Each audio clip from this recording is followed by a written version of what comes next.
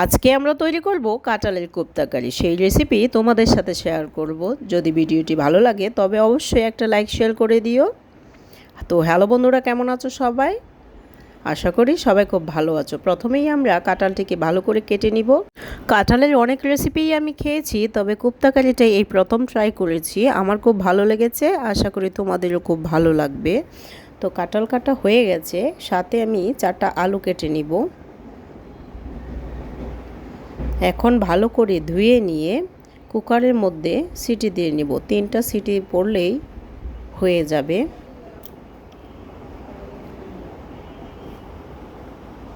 দেখো কি সুন্দর সেদ্ধ হয়ে গেছে। এখন আমি গ্রেট করে নিব।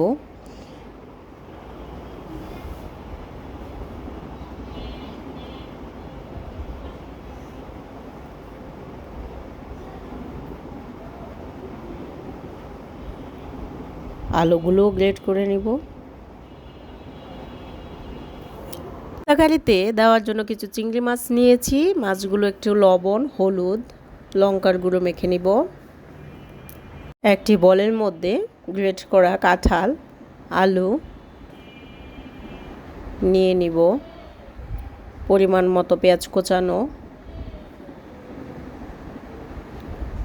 লবণ হাফ চা চামচ, হাফ চা চামচ হলুদের গুঁড়া, হাফ চা চামচ ধনিয়া গুঁড়া, হাফ চা চামচ মরিচের গুঁড়া, একটা ডিম, কর্নফ্লাওয়ার আর একটু ময়দা, হাফ চা চামচ চিনি দিয়ে ভালো করে মেখে গোল গোল শেপ দিয়ে তেল গরম করে দেখো কি সুন্দর ভেজে নিব। যারা আমাদের চ্যানেল নতুন তারা অবশ্যই আমাদের চ্যানেলটিকে সাবস্ক্রাইব করে দিও, একটা লাইক শেয়ার করে দিও। ভিডিওটি শেষ পর্যন্ত দেখার অনুরোধ রইল। ভাজা হয়ে গেছে, এখন এক এক করে সবগুলো নামিয়ে নিব। কোপ্তা কারির মশলাটা তৈরি করে নিব। প্রথমে আমি 2 চা চামচ জিরা বাটা দিয়ে দিব। এরপর 2 চা চামচ লঙ্কার গুঁড়া, 2 চা চামচ ধনিয়া গুঁড়া, সামান্য লবণ দিয়ে দিব কারণ আমি আগেও লবণ দিয়েছি। কাঁচা লঙ্কা দিয়ে দিব। হাফ চা চামচ হলুদের গুঁড়া দিব। মশলাটা তৈরি হয়ে গেছে। একই তেলের মধ্যে আমি চিংড়ি মাছটা ভেজে নিব।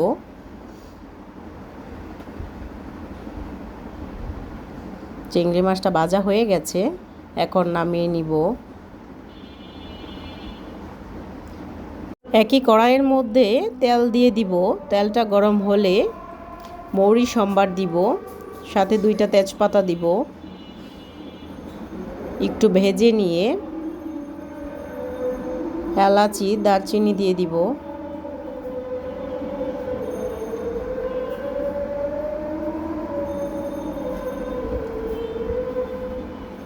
এখন পেঁয়াজ কুচানোটা দিয়ে দিব।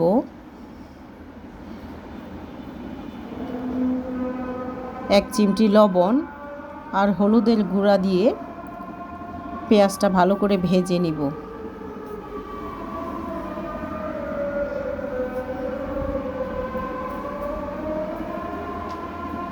পেঁয়াজটা ভাজা হয়ে গেলে এখন আমি যেই মশলাটা তৈরি করেছিলাম সেই মশলাটা দিয়ে দিব। মশলাটা কষানো হয়ে গেলে এর মধ্যে আমি টক দই দিয়ে দিব।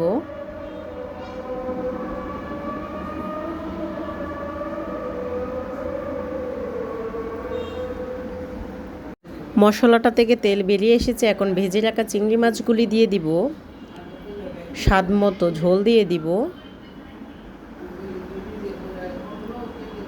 ঝোলটা একটু ফুটে গেলে এর মধ্যে ভেজে রাখা কোপ্তাগুলি দিয়ে দিব। এখন উপর দিয়ে হাফ চা চামচ ঘি দিয়ে দিব। রান্না হয়ে গেছে, দেখো কি সুন্দর দেখতে লাগছে, খেতেও খুব টেস্টি হয়েছে। সবাই ট্রাই করে দেখবে, কমেন্টে জানিও কেমন হলো। ভিডিওটি শেষ পর্যন্ত দেখার জন্য সবাইকে অনেক অনেক ধন্যবাদ। সবাই অনেক ভালো থেকো, সুস্থ থেকো। লাইক শেয়ার কমেন্ট করতে ভুলো না।